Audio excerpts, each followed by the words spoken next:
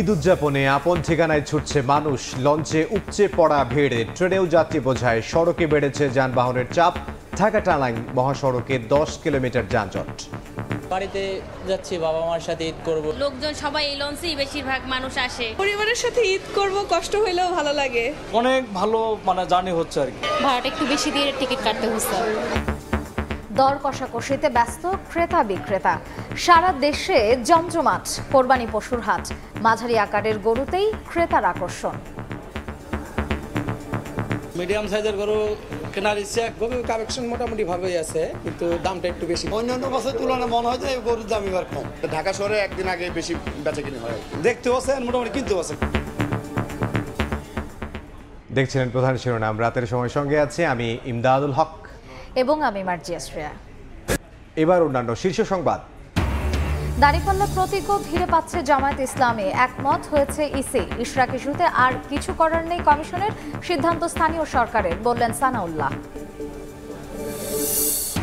বঙ্গবন্ধু ও জাতীয় চাঁদ নেতার মুক্তিযোদ্ধার মর্যাদা বাতিলের খবর সঠিক নয়, জানালেন উপদেষ্টা। ভুল তথ্য দিয়ে মানুষকে বিভ্রান্ত করলে ব্যবস্থার হুঁশিয়ারি প্রেস উইংয়ের। প্রধান উপদেষ্টা লন্ডন সফরে, গুরুত্ব পাবে পাচার হওয়া অর্থ পুনরুদ্ধার। কুকের সঙ্গে সাক্ষাতে বাণিজ্য নিয়েও আলোচনা। রোহিঙ্গা ইস্যুতেও সহযোগিতা চাইবে ঢাকা।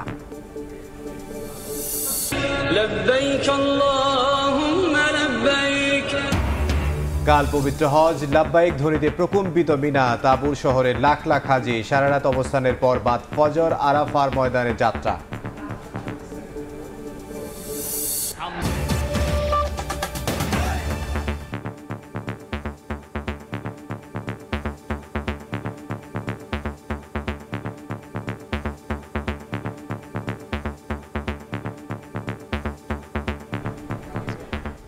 ঈদ উদযাপনে আপন ঠিকানায় ছুটছে মানুষ।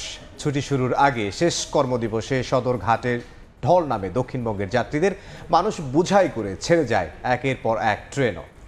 তবে শিডিউল বিপর্যয় না থাকায় রয়েছে স্বস্তি।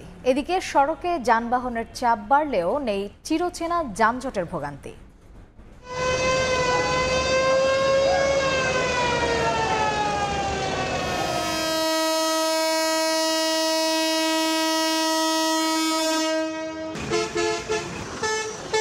কর্মব্যস্ত জীবনকে ছুটি দিয়ে প্রিয়জনের পানে ছুটে চলা শুধু ধর্মীয় উৎসবের জন্য নয়, এক পরিবার সামাজিক সম্মেলনের প্রস্তুতি। শেষ কর্মদিবসের পর শুরু ঈদের ছুটি, তাই সব কাজের ইতি টেনে এখন বাড়ির পানে ছুটে চলা। বুধবার সন্ধ্যা হতেই সদরঘাট লঞ্চ টার্মিনালে দক্ষিণাঞ্চলগামী মানুষের ভিড়। ভোলা, বরিশাল, ঝালকাঠি, পটুয়াখালী সহ বিভিন্ন রুটের যাত্রী আগে ভাগে উঠে পড়েন যার যার লঞ্চে। আগে আসছি এই জন্য, কারণ আমাদের এখানে লঞ্চে সিট পাওয়া যায় না। এর আনন্দটা বাবা মায়ের সাথে করতে চাই, সবাই একসাথে। এদিকে সন্ধ্যার পর রেলপথের যাত্রীরাও ভিড় করেন কমলাপুর ও বিমানবন্দর স্টেশনে। প্ল্যাটফর্মে ট্রেন আসা মাত্রই হুমড়ি খেয়ে পড়েন সবাই। অন্যান্য বছর উত্তরবঙ্গগামী ট্রেনের শিডিউল বিপর্যয়ের অভিযোগ বেশি থাকলেও যমুনা রেল সেতু চালুসহ ব্যবস্থাপনায় উন্নতিতে এবার বদলে গেছে চিত্র। স্বস্তির যাত্রায় উচ্ছ্বাসের ছাপ যাত্রীদের মাঝে। অনেক আনন্দ লাগছে। আমি যাচ্ছি, আমার ভাইয়া যাচ্ছে, আমার পাপা যাচ্ছে, আর আমার আম্মু যাচ্ছে। সবাই মিলে একসাথে ছুটি কাটাবো, মজা করব। আলহামদুলিল্লাহ, ফ্যামিলি নিয়ে খুব ভালো যাচ্ছি। মা বাবা, ছেলে মেয়ে, বউ আছে, এদের সাথে ঈদ করার মজা আলাদা। অনেকদিন ধরে অনেকের সাথে দেখা হয় না, ওদের সাথে এখন দেখা হবে। 120 কিলোমিটারে আমরা দ্রুত বেগে চলে যাচ্ছি, আর সময় ক্ষেপণ করার দরকার হচ্ছে না। ট্রেনে এত দ্রুত নদী পার হয়ে আমরা চলে যাচ্ছি। উত্তরবঙ্গগামী যে কোনো যাত্রী আমরা রয়েছি তাদের জন্য একটা পরম পাওয়া। সড়ক পথেও বেড়েছে গাড়ির চাপ, তবে যানজটে ভোগান্তির কোনো চিত্র এখনো দেখা যায়নি। মহাসড়ক যানজট মুক্ত রাখতে হাইওয়ে পুলিশের সঙ্গে কাজ করছে সেনাবাহিনীও। তোহা খান তামিম, সময় সংবাদ, ঢাকা। ঈদে ঘরমুখী মানুষের খবর জানাতে এই মুহূর্তে বিমানবন্দর রেল স্টেশনে আছেন সাইফুল রুদ্র এবং গাজীপুরের মৌচাকে আছেন মেহেদি হাসান। সরাসরি প্রথমে যাচ্ছি মেহেদির কাছে। মেহেদি, প্রতি বছরই ঢাকা থেকে যারা আসলে যাত্রার ঘরমুখী মানুষ যারা ঢাকা ত্যাগ করেন তারা কিন্তু এই চন্দ্রা অংশ যেটি রয়েছে ঢাকা টাঙ্গাইল মহাসড়কের চন্দ্রা অংশ কিন্তু ব্যাপক ভোগান্তিতে পড়েন প্রতিবারের মতো। এবারও তার ব্যতিক্রম নয়। আমরা দেখেছি আজকে কিন্তু আনুষ্ঠানিকভাবে, বিশেষ করে যদি বলা চলে, এই গাজীপুরের কিন্তু ঈদযাত্রার যে আনুষ্ঠানিকতা সেটি কিন্তু আজকে শুরু হয়েছে। আজকে সেই তুলনায় বলা চলে যে শিল্প কারখানা যেগুলো, এরই মধ্যে 50% শিল্প কারখানা ছুটি হয়েছে, সেই শিল্প কারখানার মানুষজন কিন্তু একযোগে ছিল 50% মানুষ, শিল্প কারখানার মানুষ কিন্তু ছুটি পেয়ে তারা আজকে বাড়ির পানে ছুটছেন। সেই চাপ সামাল দিতে আমরা দেখেছি কিন্তু ব্যাপক নিরাপত্তা, অর্থাৎ আইন শৃঙ্খলা বাহিনীর কিন্তু ব্যাপক প্রস্তুতি রাখা হয়েছিল। তবে সেই প্রস্তুতি রাখার পরও কিন্তু আজকে আমরা দেখতে পেয়েছি যে এই মহাসড়কে, ঢাকা টাঙ্গাইল মহাসড়কে কিন্তু দীর্ঘ যানজট দেখা দিয়েছে। এবং এই মুহূর্তে যে সড়কটিতে রয়েছি, মূলত গাজীপুর থেকে যারা আসলে বিশেষ করে যে সকল যানবাহন গাজীপুর হয়ে আসলে উত্তরাঞ্চলের দিকে যাচ্ছে, সেই যানবাহনগুলো কিন্তু এই চন্দ্রা পাড়ি দিতে কিন্তু প্রায় 4 থেকে 5 ঘন্টা সময় লেগে যাচ্ছে, এমনটাই কিন্তু যাত্রীরা আমাদেরকে জানিয়েছেন।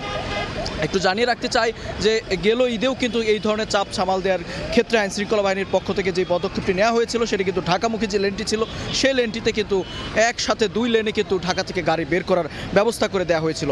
কিন্তু এইবার সেটি করা যাচ্ছে না, কেননা ঢাকার বাইরে থেকে কিন্তু বিপুল সংখ্যক কিন্তু পশুবাহী গাড়ি আমরা দেখতে পেয়েছি, সেগুলো কিন্তু রাজধানীতে প্রবেশ করছে, যার ফলে 2টি লেনই কিন্তু চালু রাখতে হচ্ছে। এবং যার ফলাফলে এই যে যানবাহনের চাপ, সেটি কিন্তু ক্রমশই বাড়ছে। সেটি কিন্তু আজকে রাতে কিন্তু ব্যাপক পরিমাণে একটি চাপ হতে পারে। এবং সেই চাপ সামাল দিতে আইন শৃঙ্খলা বাহিনীর ব্যাপক নিরাপত্তা দেখেছি, আইন শৃঙ্খলা বাহিনীর পাশাপাশি সেনার টহল আমরা দেখেছি। তবে সড়কে যে যানবাহনের চাপ, সেটি কিন্তু এক প্রকার বলা চলে যে সড়ক পর্যাপ্ত নিরাপত্তা থাকার পরও কিন্তু তাদের এই চাপ কিন্তু কোনোভাবেই কমছে না। তার পাশাপাশি একটু জানিয়ে রাখতে চাই যে গরুবাহী যে ট্রাকগুলো রয়েছে, সেই ট্রাকগুলোতে করেও কিন্তু সাধারণ মানুষ যারা রয়েছেন, ঘরমুখ মানুষ যারা রয়েছেন, তারা কিন্তু সেই ট্রাকে করেও কিন্তু বাড়ির পানে ছুটছেন। তো সব মিলিয়ে বলা চলে বেশ ভোগান্তি নিয়েই কিন্তু এই গাজীপুরের চন্দ্রা অংশ পাড়ি দিচ্ছেন ঘরমুখ মানুষ। তো এই ছিল গাজীপুরের ঈদযাত্রার সবশেষ তথ্য আমার কাছে। আমরা আরও খবরাখবর জানবো। বিমানবন্দর রেল স্টেশনে রয়েছেন সাইফুল রুদ্র।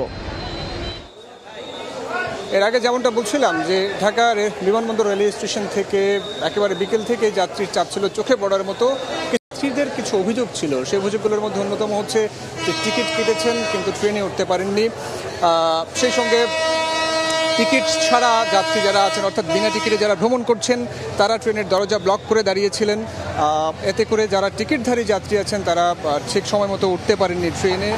আরও যে বিষয়গুলো আমাদের চোখে পড়েছে যে নিরাপত্তা বাহিনী কাজ করছে ঠিকই, রেলওয়ের পুলিশও কাজ করছে, কিন্তু ছাদে চড়ে যাত্রার যে বিষয়টা, যাত্রীরা ছাদে চড়ে যাতায়াত করছেন, ছাদে চড়ার চেষ্টা করছেন এবং বিপুল সংখ্যক মানুষ ছাদে চড়ে তাদের গন্তব্যের পথে গেছেন। আমার সঙ্গে এই মুহূর্তে একজন যাত্রী আছেন, তার সঙ্গে একটু কথা বলবো। তার আগে একটু বলে রাখি যে 9টা 13 মিনিটে দ্রুতযান এক্সপ্রেস ছেড়ে যাবে পঞ্চগড়ের উদ্দেশ্যে, 9টা 48 মিনিটে মহানগর এক্সপ্রেস চট্টগ্রাম উদ্দেশ্যে ছেড়ে যাবে, লালমনিরহাটের উদ্দেশ্যে লালমনি এক্সপ্রেস ছেড়ে যাবে 10টা 13 মিনিটে, 10টা 28 মিনিটে সিলেটের উদ্দেশ্যে ছেড়ে যাবে উপবন, হাওর এক্সপ্রেস মোহনগঞ্জের উদ্দেশ্যে ছেড়ে যাবে 10টা 43 মিনিটে বিমানবন্দর রেলওয়ে স্টেশন থেকে। তা আমার সঙ্গে যিনি আছেন এই মুহূর্তে একটু তার কাছ থেকে জানার চেষ্টা করব যে ঠিক কি ঘটেছিল আপনাদের সঙ্গে। আপনার তো টিকিট আছে, আমি যেমনটা শুনছিলাম আপনার। ভাই আমাদের টিকিট ছিল, আমি আর আমার ওয়াইফ আসছিলাম, আমার ওয়াইফ প্রেগনেন্ট। আমরা অ্যাজ ইউজুয়াল ট্রেনে যাতায়াত করে থাকি সবসময়, বাট প্রিভিয়াস এক্সপিরিয়েন্স কখনোই এমন এত বাজেটটা ছিল না যেটা আজকে হয়েছে আমাদের সাথে আনএক্সপেক্টেডলি। আমাদের এখানে আমরা ঢোকার সময় দেখতেছিলাম যে ওইখান থেকে পজ পেশিংয়ে আপনার টিকিট কেটে দেন ঢোকাচ্ছে। তো ওইখানে কিন্তু কারো টিকিটে আপনার সিট সংখ্যা দেওয়া নেই, মানে সিটের জন্য অ্যালোকেশন করা নেই। বাট আমরা যারা আগে ফাইট করে আমরা টিকিটের সময় যখন টিকিট কাটছি তখন কিন্তু একটা ফাইট আমাদের করতে হয়েছে। না, আমরা উঠতে পারিনি, কারণ হচ্ছে আমাদের এখানে যে যাত্রীগুলো বেশি করে ঢোকা হয়েছে অলরেডি কমলাপুর থেকেই আমাদের স্ট্যান্ডিং যাত্রী একদম বুক করে রাখছিল, এটা 1 ইঞ্চিও জায়গা ছিল না, না দরজা জায়গা ছিল না। ইভেন এখানকার যে কর্তৃপক্ষ আছে কেউই ছিল না যে আমাদের উঠার জন্য যে জায়গাটা দিয়ে দেন তাদেরকে একটা ব্যবস্থা করবে, এরকম সুব্যবস্থা করার মতো কেউই ছিল না। হ্যাঁ, অনেকেই এরকম হয়েছে আমাদের সাথে যারা ছিল, ম্যাক্সিমাম আমি দেখছি যতজন, যারা অনেকেই এরকম উঠতে পারেনি আমাদের সাথে। আমরা ওনার কাছ থেকে ওনার অভিজ্ঞতা শুনছিলাম যে টিকিট থাকার পরও উনি ওনার নির্ধারিত আসনে বসতে পারেননি, ট্রেনে প্রবেশই করতে পারেননি আসলে যারা ট্রেনের দরজা ব্লক করে দাঁড়িয়েছিলেন তাদের কারণে। তো যেমনটা বলছিলাম যে এই মুহূর্তে এই ছিল আমার কাছে থাকা বিমানবন্দর রেলওয়ে স্টেশন থেকে সবশেষ তথ্য। এর পরবর্তীতে আরও যদি কোনো আপডেট আমাদের কাছে আসে আমরা নিশ্চয়ই আপনাদেরকে জানাবো। ঈদে ঘরমুখী মানুষের সবশেষ খবর জানতে সরাসরি ছিলাম গাজীপুরের মৌচাকে এবং বিমানবন্দর রেল স্টেশনে। এবার কোরবানির পশুর হাটের খবর।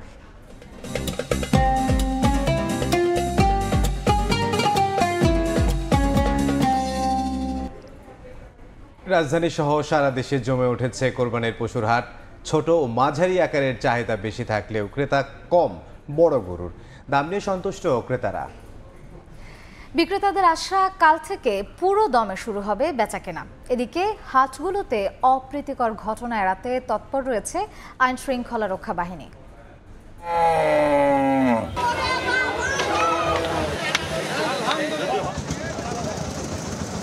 দুদিন পরই ঈদুল আজহা। শেষ মুহূর্তে জমে উঠেছে গ্রামগঞ্জ বন্দর শহরের কোরবানির পশুর হাটগুলো। সাধ্যের মধ্যে সেরা পশু কিনতে ঘুরছেন ক্রেতারা।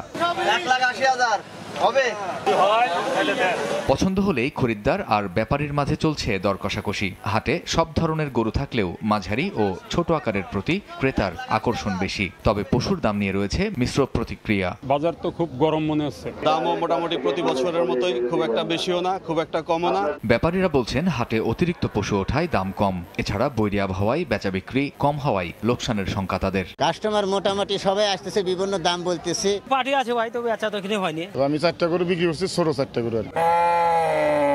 রাজধানীর গাবতলী সহ বিভিন্ন হাটে কোরবানির পশু নিয়ে এসেছেন বিক্রেতারা। দিন গড়াচ্ছে আর ভিড়ও বাড়ছে। বিক্রেতাদের আশা বৃহস্পতি ও শুক্রবারই হবে মূল বেচাকেনা। যেটা আমাদের মনের আশা 5 লাখ টাকা বেচবো, এটা আপনার মনে করেন 4 লাখ বলতেছে। 2 দিনের ভিতরে ইনশাল্লাহ আশা করি আমার গরু বেচা কিনে হয়ে যাবে। 4 দিনে আমরা না হইলেও 20টা গরু বেচা পারলাই, কিন্তু এইবার 4টা গরু বেচছি। ছাগলের দাম একদম সীমিত এবং ভালো বেচে কিনে হচ্ছে। পর্যাপ্ত পরিমাণ গরু আছে এবং গরু বিক্রি হচ্ছে এবং গরু আসতেছে। এদিকে পশুর দামে সন্তুষ্ট বলে জানিয়েছেন ক্রেতারা। তবে হাসিল ঘরের সদস্যরা কেউ কেউ তুলছেন অভিযোগের সুর। গরুর কালেকশন মোটামুটি ভালোই আছে, কিন্তু দামটা একটু বেশি মনে হচ্ছে। এবার গরুর দাম নাগালের ভিতরেই আছে, একটু কমই মনে হচ্ছে। অন্যান্য বারের তুলনায় ভালোই মনে হচ্ছে আর কি। কেউ কেউ বলতেছে না আলহামদুলিল্লাহ খুবই ভালো, আর বিক্রেতা কেউ কেউ বলতেছে যে না আমরা খুশি, কেউ কেউ আবার একটু বলতেছে যে না আমাদের লস হচ্ছে। মোটামুটি বেচাবেচি আলহামদুলিল্লাহ খুবই ভালো। এবার ঢাকা উত্তর ও দক্ষিণ সিটি মিলিয়ে মোট 21টি স্থানে পশুর হাট বসানো হয়েছে। প্রতিটি হাটেই বিক্রি হচ্ছে গরু, ছাগল, ভেড়া সহ বিভিন্ন প্রজাতির কোরবানির পশু। কামরুজ্জামান মামুন, সময় সংবাদ, ঢাকা। এই মুহূর্তে জাতীয় স্টেডিয়ামে আছেন সহকর্মী ফাহিম ইসলাম। সরাসরি যাব তার কাছে। ফাহিম, সংস্কারের পর জাতীয় স্টেডিয়াম ঢাকাতে যেই বাংলাদেশ জয় দিয়েই কিন্তু আসলে শুরু করলো। বাংলাদেশ 2-0 গোলে ভুটানকে হারিয়ে শেষ পর্যন্ত বাংলাদেশ জয় শুরু করলো এবং এই জয়ে আসলে বাংলাদেশের যেই ফুটবলের যে জাগরণ, সেই জাগরণটাই কিন্তু আসলে বাংলাদেশের যে সমর্থক, সেই সমর্থকরা উপভোগ করলো এবং কি বাংলাদেশের হোম অভিষেকে হামজা চৌধুরীর সেই হোম অভিষেকে কিন্তু আসলে যেই হামজা চৌধুরীর যে গোল, সেই গোলটাও কিন্তু আসলে সমর্থকরা উপভোগ করেছেন। তারা বলছেন যে আসলে এই যে ফুটবলের যে নবজাগরণ, হামজা, শমিত, ফাহমিদুলদের হাত ধরে সেই নবজাগরণে তারা সাক্ষী হয়েছেন এবং কি জাতীয় স্টেডিয়াম ঢাকায় যে ফুটবল ম্যাচ, যে আবহ, সেই ফুটবল ম্যাচ নিয়ে সমর্থকদের উন্মাদনা দর্শক আপনারা দেখতেই পাচ্ছেন। যেই ফুটবল ম্যাচ দীর্ঘদিন ধরেই ফুটবল থেকে যে সমর্থকরা মুখ ফিরিয়ে নিয়েছিলেন, তারাই কিন্তু আবার এসেছেন ফুটবলের নবজাগরণে অংশ হতে এবং কি যে ফুটবলের যে জাগরণ, সেই জাগরণকে জমিয়ে তুলতে। এবং কি আমরা যতটুকু দেখেছি, যদি ম্যাচের কথা বলি, ম্যাচটা পুরো ম্যাচে কিন্তু আসলে সমর্থকরা পুরোটা সময় কিন্তু আসলে বাংলাদেশের যেই ফুটবলার আছেন তাদেরকে যদি বলি, ফুটবলে 11 জন খেলেন বাংলাদেশের সমর্থকরা কিন্তু সেখানে 12 নাম্বার প্লেয়ার হিসাবে দলকে সাহস জুগিয়েছেন এবং কি হামজা চৌধুরীর খেলা, ফাহমিদুলের খেলা, আলামিনেরও আজকে অভিষেক হয়েছে, তারও খেলা, সবাই বলছেন যে আসলে সবার খেলা, যে খেলা দেখেছেন তারা সন্তুষ্ট এবং আত্মতৃপ্তি নিয়ে তারা কিন্তু বাড়ি ফিরে যাচ্ছেন। এবং আর যদি বলতে চাই যে আজকে যে বাফুফের যেই নিরাপত্তা ব্যবস্থা, সেই নিরাপত্তা ব্যবস্থা কিন্তু খুব একটা ঠিক ছিল না। আমরা দেখেছি যে আসলে নিরাপত্তা ব্যবস্থা ভেঙে পড়ে দর্শকরা টিকিট ছেড়ে অনেক দর্শক ভিতরে প্রবেশ করেছেন। এবং কি আরও একটা কথা জানিয়ে রাখতে চাই যে মাঠের যে নিরাপত্তা, সেই নিরাপত্তাটাও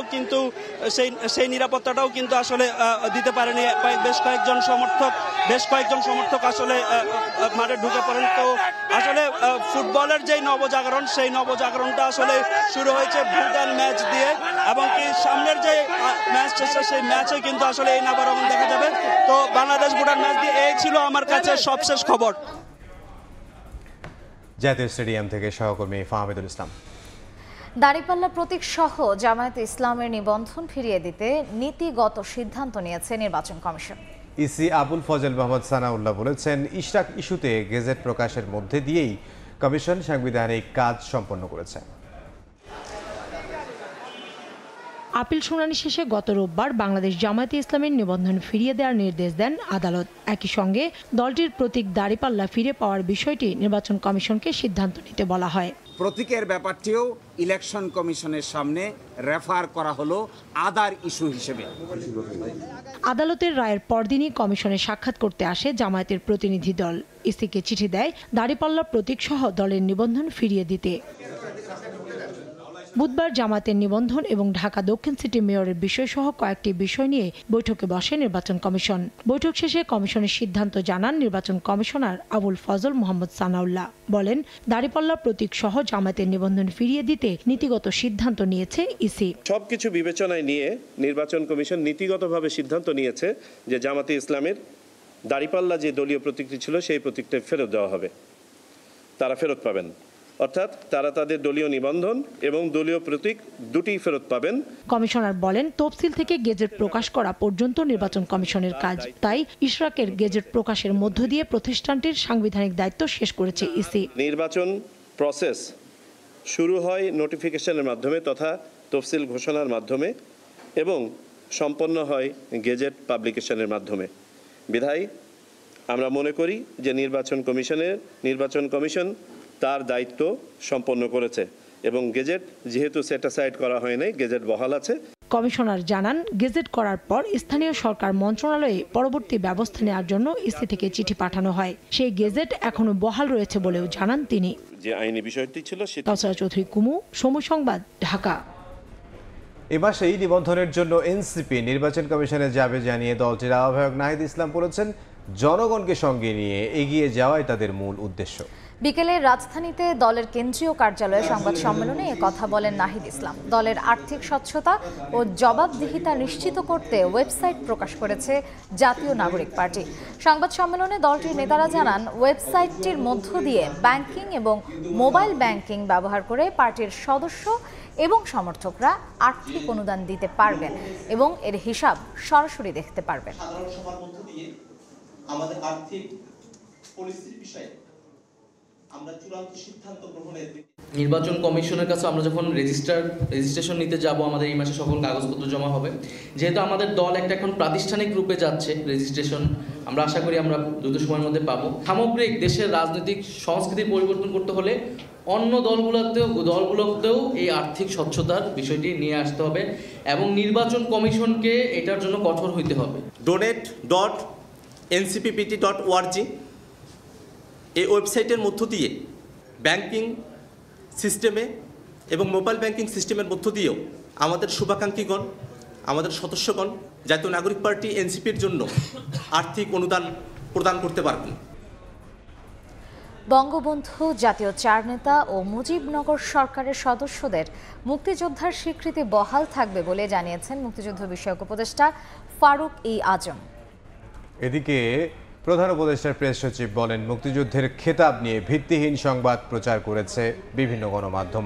ভুল তথ্য দিয়ে মানুষকে বিভ্রান্ত করলে তাদের বিরুদ্ধে ব্যবস্থা নেওয়া হবে বলে জানায় প্রেস উইং।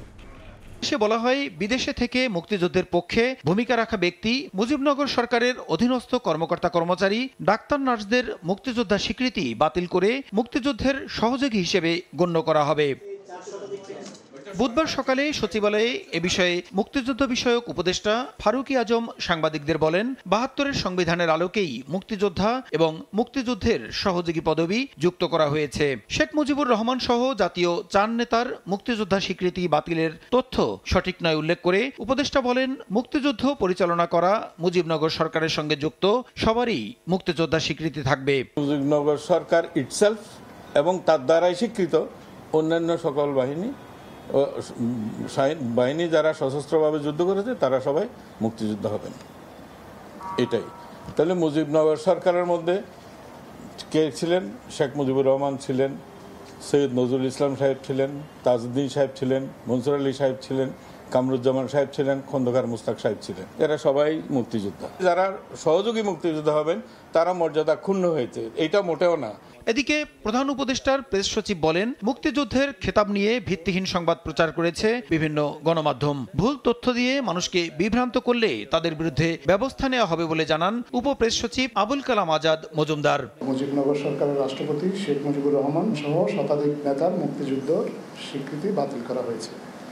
এই খবরটি সম্পূর্ণ মিথ্যা। যারাই এখন থেকে এ ধরনের ভুল সংবাদ প্রকাশ করবেন, সরকার তাদের বিরুদ্ধে প্রয়োজনীয় আইনানুগ ব্যবস্থা গ্রহণ করবে। ভুল তথ্য ছাপানোর জন্য সংশ্লিষ্ট গণমাধ্যমকে দুঃখ প্রকাশের আহ্বান জানিয়েছে প্রধান উপদেষ্টার প্রেস উইং। তারা তাদের পাঠকদের কাছে দুঃখ প্রকাশ করবেন। প্রসূন আশিস, সময় সংবাদ, ঢাকা। প্রধান উপদেষ্টার লন্ডন সফরে পাচার হওয়া অর্থ পুনরুদ্ধারের বিষয়টি গুরুত্ব পাবে বলে জানালেন ভারপ্রাপ্ত পররাষ্ট্র সচিব রুহুল আলম সিদ্দিকী। সফরে রোহিঙ্গা ইস্যুতেও সহযোগিতা চাওয়া হবে বলেও জানান তিনি। এদিকে সকালে যমুনায় ডক্টর ইউনূসের সঙ্গে সাক্ষাৎ করেন বাংলাদেশে নিযুক্ত British high commissioner Sarah Cook. আগামী 9 জুন প্রধান উপদেষ্টা যুক্তরাজ্য সফরের আগে বুধবার সকালে রাষ্ট্রীয় অতিথি ভবন যমুনায় ডক্টর ইউনূসের সঙ্গে সাক্ষাৎ করেন বাংলাদেশে নিযুক্ত British high commissioner Sarah Cook. এ সময় তাদের মধ্যে বাণিজ্য, বিনিয়োগ, বিমান চলাচল সহযোগিতা, অভিবাসন ও বাংলাদেশ থেকে পাচারকৃত অর্থ ফিরিয়ে আনার ব্যাপারে আলোচনা হয়। এদিন বিকেলে পররাষ্ট্র মন্ত্রণালয়ে প্রধান উপদেষ্টার আসন্ন যুক্তরাজ্য সফর নিয়ে সংবাদ সম্মেলন করেন ভারপ্রাপ্ত পররাষ্ট্র সচিব রুহুল আলম সিদ্দিকী। জানান, দুদেশের সম্পর্ক উন্নয়নে সফরটি গুরুত্বপূর্ণ হলেও জোর দেয়া হবে পাচারকৃত অর্থ পুনরুদ্ধারে। আর তাই সফর সঙ্গী হবেন বাংলাদেশ ব্যাংকের গভর্নর এবং দুদক মহাপরিচালক। ব্যক্তির বিষয়ে যত না বেশি পদক্ষেপ নিয়েছি বা নিচ্ছি, তার চেয়ে বেশি আমাদের পাচার হয়ে যাওয়া অর্থ উদ্ধার করাটাই বেশি জরুরি আমরা মনে করছি। যে সমস্ত দেশে বাংলাদেশি অর্থ পাচার করা হয়েছে, সবগুলো দেশের সাথে একই সাথে MLA-T এবং MLR নিয়ে কাজ করছি। রোহিঙ্গা সমস্যা সমাধানে ঢাকার পক্ষ থেকে লন্ডনের সহযোগিতা চাওয়া হবে বলেও জানান রুহুল আলম সিদ্দিকী। রোহিঙ্গা আমরা এখানে, আপনারা জানেন যে 1 মিলিয়নের বেশি রোহিঙ্গা আছে এবং তাদেরকে এখানে মেইনটেইন করা অনেক খরচের এবং অর্থের প্রয়োজন হয়। সেই ক্ষেত্রে আমরা যুক্তরাজ্যের কাছে বিশেষ সহায়তা চাইব।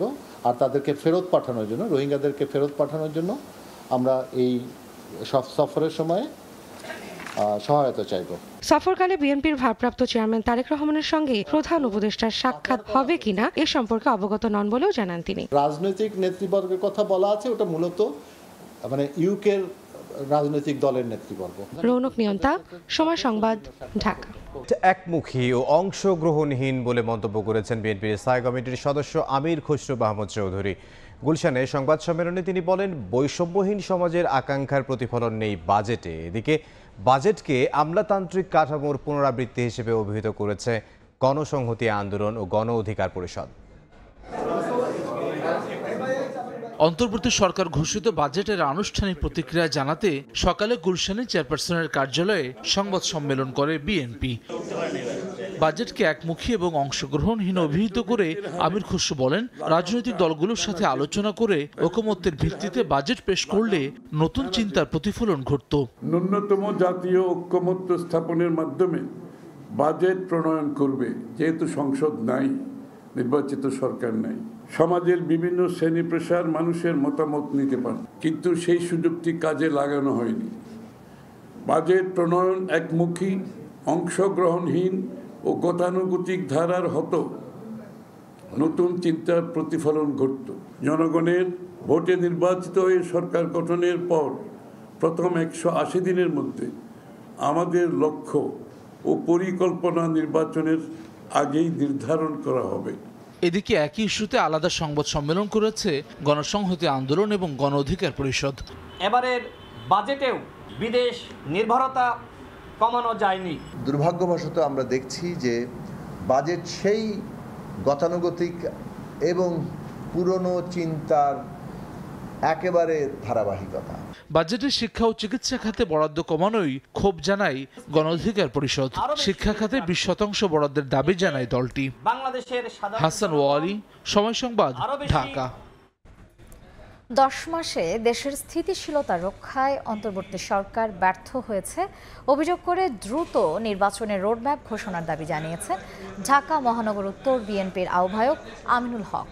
বলেছেন, গণতন্ত্রের পথে উত্তরণ ও দেশের চলমান সংকট নিরসনে নির্বাচনের বিকল্প নেই।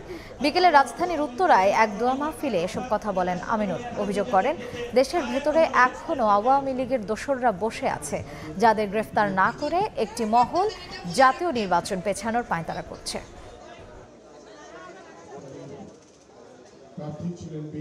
গত 10 মাসে বাংলাদেশের মানুষের ভিতরে যে অস্থিরতা বিরাজ করছে, সেই অস্থিরতা কাটাতে এই অন্তর্বর্তীকালীন সরকার ব্যর্থ হয়েছে। বাংলাদেশের রাষ্ট্রীয় সকল প্রতিষ্ঠানে এখন পর্যন্ত স্বৈরাচারের দোসররা, প্রেতাত্মারা বহাল তবিয়তে বসে আছে। তাদেরকে আইনের আওতায় আনা তো দূরের কথা, তাদের সাথে পরামর্শ করে ষড়যন্ত্র করছে কিভাবে টাল বাহানা করে নির্বাচনকে পিছিয়ে দেওয়া যায়। আপনাদের কাছে আহ্বান করছি, দ্রুত সময়ের ভিতরে নির্বাচনের রোড ম্যাপ ঘোষণা করুন।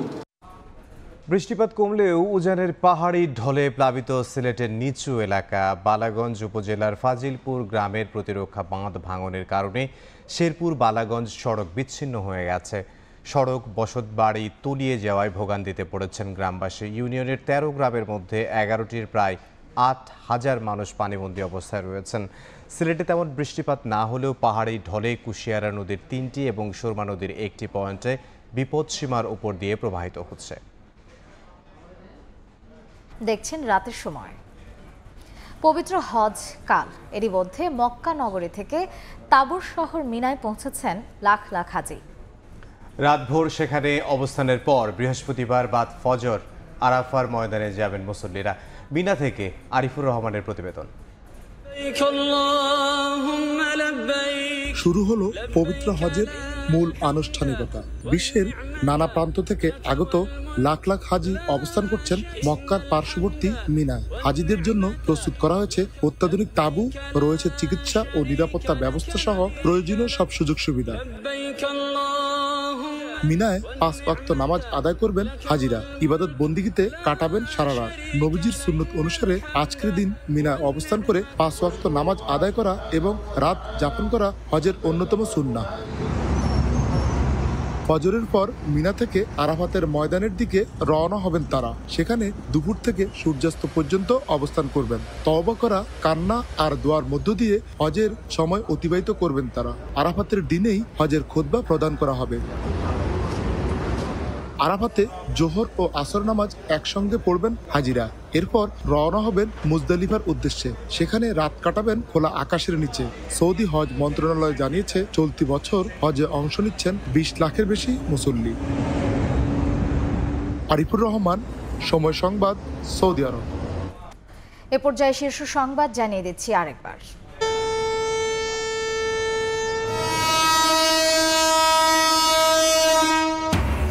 ঈদ উদযাপনে আপন ঠিকানায় ছুটছে মানুষ। লঞ্চে উপচে পড়া ভিড়ে, ট্রেনেও যাত্রীর চাপ। গাজীপুরের ঢাকা টাঙ্গাইল মহাসড়কে সড়কে 10 কিলোমিটার যানজট। দাঁড়িপাল্লা প্রতীকও ফিরে পাচ্ছে জামায়াতে ইসলামী। একমত হয়েছে ইসি। ইশরাক ইস্যুতে আর কিছু করার নেই কমিশনের, সিদ্ধান্ত স্থানীয় সরকারের, বললেন সানাউল্লাহ। এবং বঙ্গবন্ধু ও জাতীয় 4 নেতার মুক্তিযোদ্ধার মর্যাদা বাতিলের খবর সঠিক নয় জানালেন উপদেষ্টা। ভুল তথ্য দিয়ে মানুষকে বিভ্রান্ত করলে ব্যবস্থার হুঁশিয়ারি প্রেস উইংয়ের।